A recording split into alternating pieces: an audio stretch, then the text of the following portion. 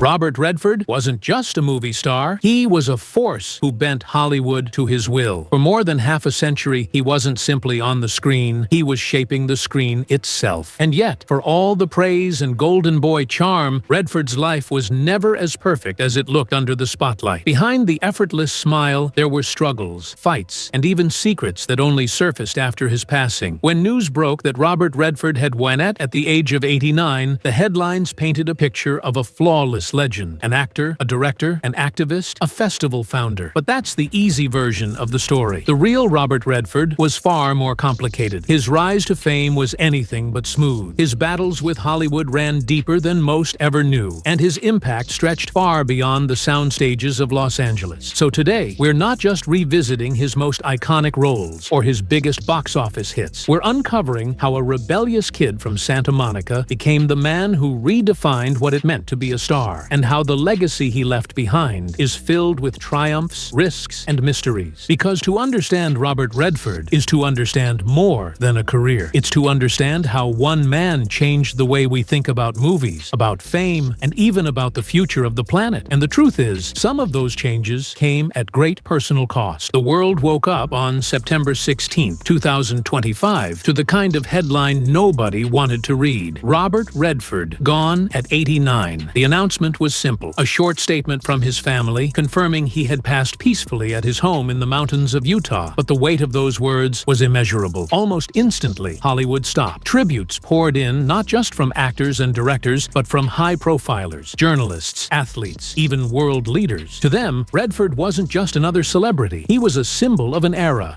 when movies didn't just entertain, they defined entire generations. Social media exploded with clips from Butch Cassidy and the Sundance Kid, The Sting, All the President's Men. Fans who had grown up with his films posted grainy VHS covers from their childhood. Younger audiences remembered him as the surprising villain in Marvel's Captain America, the Winter Soldier. Everyone, no matter their age, had their own Redford moment. But behind the public mourning, there was something deeper happening. It wasn't just the loss of a man. It felt like the end of Hollywood's golden thread, the kind that tied together old-school charisma with modern-day filmmaking. As one critic put it, with Redford gone, Hollywood feels smaller. And that wasn't just poetic. It was true, because Robert Redford wasn't just in the movies. For decades, he was the movies. He carried an aura that could fill theaters, spark conversations, and inspire careers. But here's the thing. For all the tributes and golden words, the Robert Redford we lost in 2025 wasn't the same polished icon we saw on posters. His journey to that pedestal was messy, risky, and filled with choices that most people never knew about. Because before he was the face of Hollywood, he was just another restless kid chasing a dream that seemed impossible. Robert Redford's story didn't begin on the red carpets of Hollywood. It started in Santa Monica in 1936, in a working-class family far removed from the glamour of show business. His father worked long hours. His mother encouraged him to dream. But Redford wasn't exactly the model student. He struggled in school, got into trouble, and eventually dropped out of college after being expelled. For a while, it seemed like his life was headed nowhere fast. He wasn't disciplined. He wasn't focused. And he knew it. By his own admission, he wandered. He drifted. He drank too much. He doubted himself constantly. That future Hollywood legend, at 20 years old, he didn't exist. But it was during this lost period that Redford found something crucial. After scraping together money, he left the U.S. and traveled through Europe, painting, sketching, soaking up cultures he'd never seen before. He wasn't chasing fame yet. He was chasing meaning. And that search would ignite something inside him. When he returned home, he did something no one expected. He decided to pursue acting. At first, it looked like a disaster waiting to happen. He landed bit parts on TV shows like The Twilight Zone and Alfred Hitchcock Presents. They paid the bills, but didn't make him a star. Still, Redford wasn't the type to quit. He studied, he practiced, he pushed himself to refine what natural charm he had. Then came the break that changed everything. In 1963, he starred in Neil Simon's Barefoot in the Park on Broadway. Critics couldn't stop talking about him. Audiences were drawn to his easy charisma. Almost overnight, Hollywood came calling. The restless kid who once couldn't stay in school was now being called the next big thing. And he would prove them right. Because just a few years later, Robert Redford wouldn't just be a promising actor. He'd become the defining face of a generation. But that transformation came with its own risks. Because when Redford exploded onto the big screen, he wasn't interested in playing safe roles. He wanted to change the very image of what a Hollywood star could be. And that's when the legend truly began. began. By the late 1960s, Robert Redford had gone from a promising Broadway star to a Hollywood leading man in the making. But nobody could have predicted just how fast and how far he would rise. In 1969, Redford starred alongside Paul Newman in Butch Cassidy and the Sundance Kid. What should have been just another Western became a cultural phenomenon. The film wasn't just a hit. It redefined what it meant to be a hero on screen. Redford, as the Sundance Kid, brought something new, a mix of rebellion, charisma, and vulnerability that audiences had never seen before. Suddenly, Hollywood's golden boy wasn't polished and untouchable. He was cool, flawed, and real. The chemistry between Redford and Newman was electric. Their partnership lit up the screen, and it didn't stop there. A few years later, the duo returned in The Sting, a stylish con artist story that went on to win 7 Academy Awards. Together, they became one of cinema's most iconic pairs. Two men who could make audiences laugh, cry, and believe in a kind of magic that only happens when the right people share the screen. But Redford didn't stop with blockbusters. The 1970s became his decade. He starred in Jeremiah Johnson, a frontier epic that showed his rugged, introspective side. Then came The Candidate, a social drama that captured the disillusionment of a generation questioning the system. And in All the President's Men, Redford stepped into the role of journalist Bob Woodward, chronicling the Watergate scandal in real time. The film didn't just entertain, it helped shape how Americans understood the power of journalism and accountability. By the mid-1970s, Redford wasn't just a star. He was the star. His face was everywhere. He represented a generation that wanted more from their heroes than a smile and a perfect jawline. Redford embodied intelligence, charm, and a refusal to play by the old Hollywood rules. But here's the thing. For all the fame and money, Redford wasn't satisfied. He wasn't content to just collect paychecks and stay on magazine covers. He wanted something deeper, something riskier. He wanted to tell stories that mattered, stories that went beyond the surface. And that desire would push him to do something almost unthinkable at the time: step behind the camera. Because for Robert Redford, superstardom wasn't the finish line. It was just the starting point. In 1980, Robert Redford made a move that stunned Hollywood. Instead of chasing another leading role, he stepped behind the camera for the very first time. The project? A quiet, emotional drama called Ordinary People. Industry insiders didn't expect much. After all, how many matinee idols could successfully direct a film? It seemed like a vanity project destined to be politely ignored. But Redford proved them wrong. The film wasn't just good, it was extraordinary. Ordinary People captured the pain and fragility of a family unraveling after tragedy, and it hit audiences like a lightning bolt. Critics praised its honesty. Viewers connected with its raw emotion. And when awards season came around, Robert Redford walked away with the Academy Award for Best Director. His debut film didn't just win, it dominated, including Best Picture. In one bold move, Redford had rewritten the narrative. He wasn't just a pretty face on screen anymore. He was a storyteller, a filmmaker with vision, someone who cared about truth more than spectacle. And he didn't stop there. In 1992, he directed A River Runs Through It, a poetic story about family, faith, and fly fishing. Beyond its beauty, the film launched a young Brad Pitt into superstardom, proving that Redford wasn't just making films, he was shaping the future of Hollywood. A few years later, Quiz Show tackled themes of corruption, power, and morality, earning more Oscar nominations and cementing Redford as a director unafraid to tackle difficult subjects. What set him apart was his motivation. Redford wasn't chasing box office records. He was chasing truth. He wanted to shine a light on human struggles, on uncomfortable realities, on the quiet moments that often get overlooked. His films reflected the same rebellious streak that had once made him stand out as an actor. But as powerful as his directorial work was, it was nothing compared to what he built next. In 1981, just 1 year after his directing debut, Redford founded something that would outlast even his own career. Something that wouldn't just change his life, it would change the entire film industry. And that was the birth of the Sundance Revolution. By the early 1980s, Robert Redford had already conquered Hollywood as both an actor and a director. But for him, success was never just about personal glory. He wanted to change the system itself. And in 1981, in the quiet mountains of Utah, he planted the seed of a revolution. That seed was the Sundance Institute. At first, it was nothing glamorous, just a workshop where a handful of aspiring filmmakers could develop their scripts and learn the craft. But Redford's vision was much bigger. He wanted to create a space where creativity came before profit, where daring voices could break free from the iron grip of Hollywood Hollywood studios. What began as a small experiment quickly grew into something far larger. Out of Sundance came the Sundance Film Festival, a gathering that transformed from a modest showcase into the beating heart of independent cinema. And the names that passed through its doors would go on to shape the future of film itself. Quentin Tarantino, Steven Soderbergh, Darren Aronofsky, Damien Chazelle, directors who would redefine modern cinema, owe part of their careers to the platform Redford built. By the 1990s, Sundance wasn't just a festival, it was a movement. Studios watched nervously as low-budget indie films from Sundance started raking in attention, awards, and box office numbers. Suddenly, the industry had to take independent voices seriously. Redford had cracked open a door that many in Hollywood would rather have kept shut, but with growth came criticism. Some accused Sundance of becoming too commercial, drifting away from the scrappy, outsider energy it once had. Redford, ever the rebel, pushed back against those claims. He insisted Sundance was still about giving a voice to those who would otherwise be ignored, and in many ways, he was right. Even decades later, Sundance remains the premier launchpad for filmmakers who want to challenge conventions and push boundaries. More than any award he ever won, Sundance may be Redford's most lasting contribution to film. Because while a performance can fade with time, an institution can carry on long after its founder is gone. And that was Redford's genius. He didn't just star in movies, he created a platform where countless others could tell their own stories. But Redford's desire to make a difference wasn't limited to Hollywood. Away from the cameras, he was fighting battles most celebrities wouldn't dare to touch. Battles that had nothing to do with fame and everything to do with the future of the world itself. Long before environmentalism became a buzzword, Robert Redford was raising alarms. In the 1970s, when few in Hollywood were even talking about conservation, Redford was already using his fame to highlight the dangers of pollution, overdevelopment, and climate change. He wasn't doing it because it was trendy. He was doing it because he genuinely believed it was a matter of survival. He funded documentaries. He spoke at universities. He lobbied high-profilers to take environmental issues seriously. In an era when many stars were content to stay silent, Redford was putting his reputation on the line. He became a champion for Native American rights, a defender of wilderness preservation, and a relentless advocate for sustainable policies. And his activism wasn't just words. He poured time, money, and energy into real projects. He backed films that exposed environmental crises. He sat on boards, joined protests, and even risked alienating parts of his audience by speaking openly about controversial issues. To Redford, fame was never just about glamour. It was about responsibility. That sense of duty didn't go unnoticed. In 2016, President Barack Obama awarded him the Presidential Medal of Freedom, one of the highest civilian honors in the United States. It was recognition not just of his artistic achievements, but of his lifelong fight for justice and the environment. But if you think this slowed him down, you'd be wrong. Even into his later years, Redford never stopped. He continued to speak out, to invest in causes others ignored, to remind the world that the platform of fame means nothing if you don't use it for something bigger. And yet, for all his public activism, Redford remained intensely private about his personal life. He rarely gave interviews that revealed much about himself. He kept his family out of the spotlight as much as possible. That secrecy only fueled speculation. Some whispered about his clashes with Hollywood executives who wanted him to stick to safe projects instead of risky ones. Others accused Sundance of losing its way, but those close to him told a different story. Stories of quiet generosity, of Redford mentoring young filmmakers in secret, of him anonymously funding projects that would have otherwise never been made. It was this duality that made him fascinating. Publicly, a superstar and activist. Privately, a guarded, almost mysterious figure who believed some things were best kept hidden. And it's in that balance between the public warrior and the private man that Robert Redford's story becomes even more compelling. Because even as he fought for the planet and reshaped cinema, he remained a figure we could never quite pin down. But if the world thought they knew Redford's full story, they were wrong. Because behind the fame and philanthropy, there were secrets and controversies that even his fans rarely got to see. For all of Robert Redford's fame and influence, there was always one part of him that stayed out of reach. He guarded his privacy fiercely, almost obsessively. While other stars courted publicity, Redford pushed it away. He gave interviews, yes, but they were carefully measured. Rarely did he reveal much about his inner world, and that mystery only fueled speculation. Whispers followed him throughout his career. In Hollywood, some claimed he was difficult to work with, not on set, but behind the scenes. scenes. Rumors circulated about tense negotiations with studios who wanted him to stick to safe commercial roles, while Redford pushed for more daring, socially conscious projects. He clashed with executives who didn't share his vision, and more than once, those clashes nearly derailed films he believed in. Even Sundance, his proudest creation, wasn't free from controversy. As the festival exploded in popularity, critics accused it of drifting away from its indie spirit and becoming a launchpad for big studios instead of unknown voices. Some claimed it had turned into exactly what Redford had once fought against, a marketplace driven by profit. Redford himself admitted to frustration with the commercialization, but insisted that the core mission, to give artists a voice, never changed. Yet alongside the criticism, there were also stories of quiet generosity that rarely made headlines. Filmmakers whispered about how Redford had personally mentored them, offering advice and encouragement without ever demanding credit. Others claimed he had secretly funded projects under the radar, giving struggling artists the chance to complete films they otherwise couldn't afford. Then there was his family life, another area he kept hidden. Redford endured heartbreak early on when he and his wife lost their first child, a tragedy he almost never spoke about publicly. That silence only deepened the aura of mystery around him. Fans and journalists wanted to know more, but Redford resisted, choosing to let his work speak louder than his personal pain. All of this created a paradox. The world saw him as an open, passionate activist, a man willing to speak boldly about social issues, the environment, and the power of film. Yet at the same time, he was one of the most guarded figures in Hollywood history. He gave so much of himself to the world, but he kept his truest self locked away. And maybe that was intentional. Maybe Robert Redford knew that mystery is part of what keeps a legend alive. Because as much as the world admired him, part of why we couldn't look away was because we never fully knew him. Even in his later years, Robert Redford refused to fade quietly into the background. In 1984, he gave audiences The Natural, a sports drama that cemented his mythic screen presence. A year later, Out of Africa reminded everyone that he could still command a sweeping romantic epic. And in 2013, at nearly 80 years old, he stunned critics with All Is Lost, a nearly wordless performance that proved his talent hadn't dimmed with age. For younger audiences, he became Alexander Pierce, the calculating villain in Marvel's Captain America, The Winter Soldier, and Avengers Endgame. To them, Redford wasn't just a relic of the past, he was still part of the biggest franchises of the era. And in 2018, with The Old Man and the Gun, he offered a poetic farewell. It was the story of a charming outlaw who lived by his own rules, a role that felt like a mirror held up to his own life. By the time of his passing, Redford's legacy wasn't just cinematic, it was cultural. His net worth was estimated at $200 million, but his true wealth came from something money couldn't measure: respect. Respect from fellow actors, from world leaders, from audiences across generations. He wasn't just admired, he was revered. One critic once said, if there were a Mount Rushmore of film, Robert Redford would be carved into it, and it wasn't hyperbole. Few figures in history combined charisma, artistry, and activism the way he did. But what truly made him extraordinary was his refusal to be boxed in. He wasn't just an actor, he wasn't just a director, he wasn't just an activist, he was all of them, all at once, living a life that constantly defied definition. When he accepted the Presidential Medal of Freedom, Redford spoke about the power of stories to change the world. And that's exactly what he left behind. A blueprint for how one person can use fame not as a shield, but as a weapon for change. In The Natural, his character Roy Hobbs said he wanted people to look at him and say, there goes the greatest ball player that ever was. For Robert Redford, the world will forever say, there goes one of the greatest storytellers cinema ever had. And now, as Hollywood mourns and fans revisit the films that shaped their lives, a haunting question remains. Was Robert Redford the last true movie star, or simply the model for a new kind of legend?